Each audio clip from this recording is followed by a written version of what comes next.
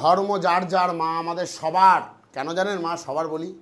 আজকের ডেটে দাঁড়িয়ে মা হিন্দুকেও কৃপা করেছেন, মুসলিমকেও কৃপা করেছেন। প্রচুর মুসলিম ভক্ত মায়ের মন্দিরে আসে মার পুজো দিতে।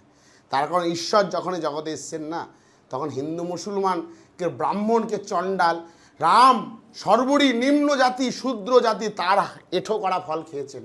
ঈশ্বর বিভেদ করেন না, ঈশ্বর সবার।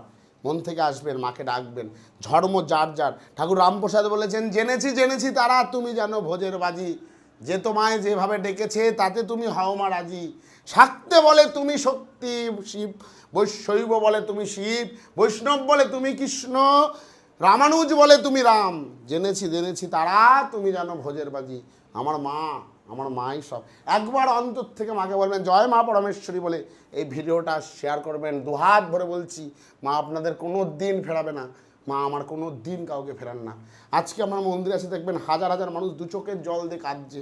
মা সে মা, মা নামই মহামন্ত্র। ঠাকুর সীতারাম দাস বলতেন মা মহানামই মহামন্ত্র। মা না লাগে না ফুলচন্দন, ভাবা পাগলা বলেছে লাগে না ফুলচন্দন পুষ্পমাল্য, মা নামই মহামন্ত্র। জেনেছি জেনেছি তারা তুমি জানো ভোজের বাজি, যে তোমায় যেভাবে ডাকে।